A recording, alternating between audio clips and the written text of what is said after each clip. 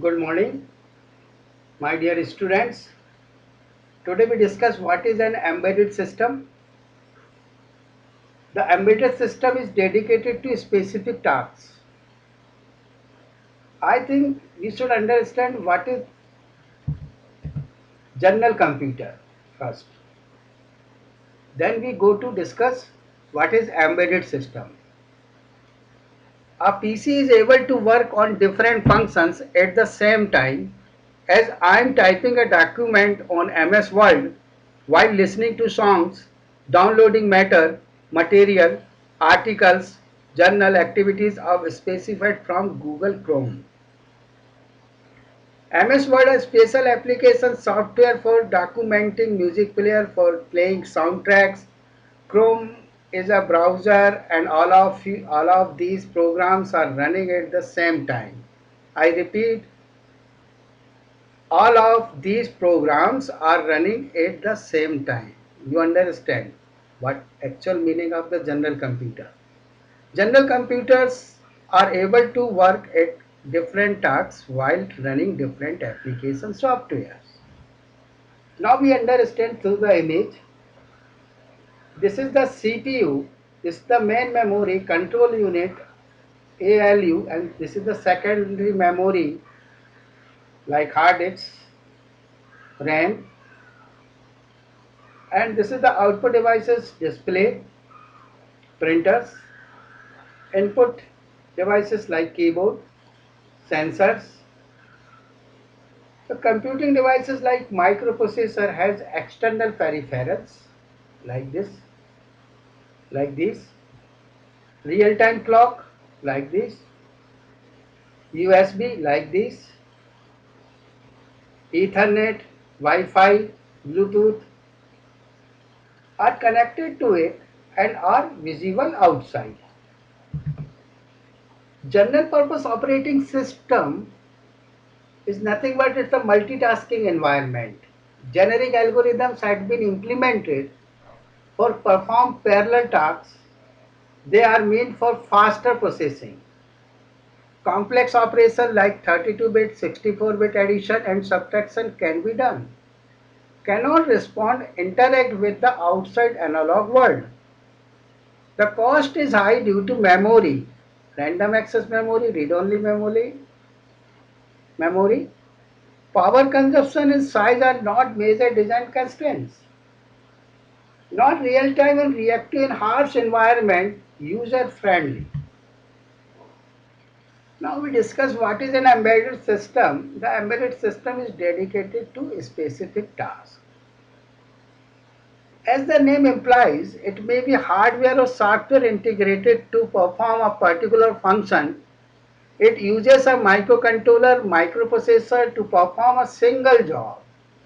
It is a standalone device with no operating system. Examples may be a washing machine, music player, ATM, vending machine, data loader, etc. Nowadays, most of the devices run on the operating system. So, what is need for an operating system? The user needs smarter devices capable of doing multiple jobs in less time, support enough memory to run multiple applications, reusable and stable with more software updates. Some of the examples of an embedded system are smartphone, washing machine, air conditioner, refrigerator, kiosks, etc. Now we understand hardware layer of embedded system. Embedded system range from portable devices such as digital watches, MP3 players to large stationary installation like traffic light controllers, programmable logic controls, and large complex systems like hybrid vehicles, medical imaging systems, avionics or means aerospace or aircraft. So hardware layer means that system on chip is input, output, core processor and memory. All these are System on chip. Now data from external world, you can interface external world from the ports. An embedded device contains few or all the peripherals inside the module, means that system on chip.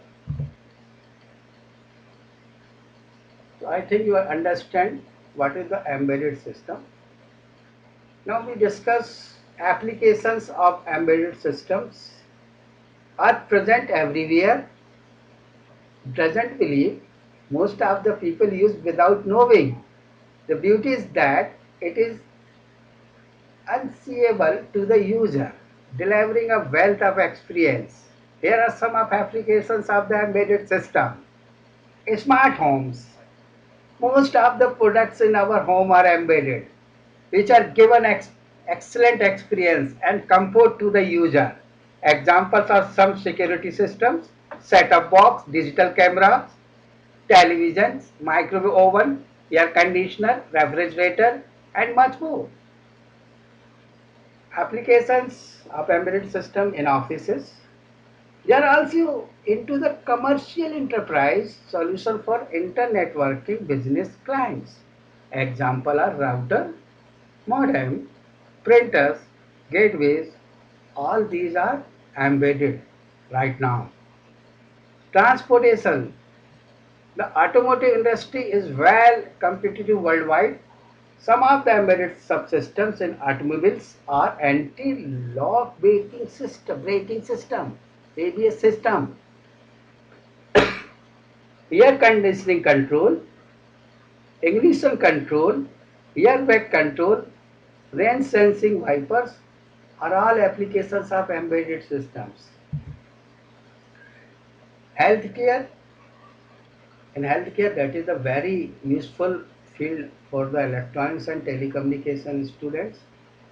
The medical field is a critical one, and use of embedded system is a nightmare. The odd designs may lead to a disastrous effect on the society or an individual. Examples are blood pressure monitors, heartbeat monitors, pacemakers, telesupervisions, surgery, scanners are applications of health embedded system in healthcare field. Now applications of embedded system in industrial world. Recent challenges of embedded systems extended its scope towards automation. Automation is the process of doing a task repetitively. Automation increases machine productivity, reducing development cost and design time. Examples are industrial machinery and control, temperature monitoring, 3D printing machines, and more applications are industrial world. Aerospace and defense, this is another field of application of embedded system. Aerospace and defense is a rugged area where security and performance are most important. To achieve this, reliable firmware and embedded software has to be built. Examples are flight control systems, actuation air, thermal management, engine power, vehicle turbo chargers, navigation systems. Now these are the applications of the embedded system in aerospace or aviation field. Some figures you can see in this image. The industrial robots, GPS receiver, digital cameras, DVD players, wireless routers, MP3 players, set-top boxes, gaming consoles, photocopiers, microwave ovens, all are application of embedded system. Now understand working of embedded system through hardware layer. The core of any embedded target is the electronic hardware which resides on the printed circuit board. The embedded development board is divided into five modules. They are processor, memory, input devices, output devices, bus controllers. Hardware is the fundamental resource of any embedded device, and choosing a particular component depends on the requirement and specification of the designer. In the global market, there are many variants of the hardware produced for different applications. Some of microcontroller is a preferred to build small applications. Small application means to measure the temperature, like Arduino. By using Arduino, you can design many types of applications with precise calculations. Indeed, they have a limited amount of RAM and less reliable. Some of famous manufacturers companies are Altera, Atmel, NXP. This produces microcontroller, and much more companies are here in our world. Technically, a microcontroller is an intelligent device that computes the task assigned by the user in efficient manner. Thus, another type of embedded system is system on chip. System on chip comprises a CPU, peripheral devices, timer counters, communicator interfaces, power management circuit on a single IC. If your application should be more reliable with higher performance and low cost, single on chip is the best choice. It supports one or more processor cores. Application specific integrated circuit type embedded system. Firstly, the chip was designed to use for particular application and owned by a single company. So no copywriting of the product is allowed in this case. Application specific integrated circuit. Secondly, it consumes little power. That is the major advantage of the application specific integrated circuit. That is embedded system. The other type of embedded system is DSP processor. You may wonder, these are the most used processor for audio and video applications. DSP processor removes the noise and improves signal quality for your DVD player, music player, gaming consoles. Now there are some needs to complete the embedded system. Input devices take input from the outside world. Some of the example of the input devices are sensors, switches, photodiode, optocouplers. They accept input from the user and respond accordingly. Output devices are also the part of the embedded system. The output devices are the indication or result that occur due to input event from outside the microcontroller. Example of output devices are LCD, LED, motors, 7-segment displays, buzzers, relays. Bus controllers. The bus controller is a communication device that transfer data between the component inside an embedded system. Some of the bus controller are serial buses, RS232, RS485, universal serial bus. We need memory also to design embedded system. To store the data and deal with memory management, memory devices like flash and SD card, EEPROM is required. Some of the memories used in the embedded system are non-volatile RAM, volatile RAM, DRAM, dynamic access memory, all of you know that. Now, there is also another important thing which needed, embedded software. Software components are essential building blocks of embedded systems.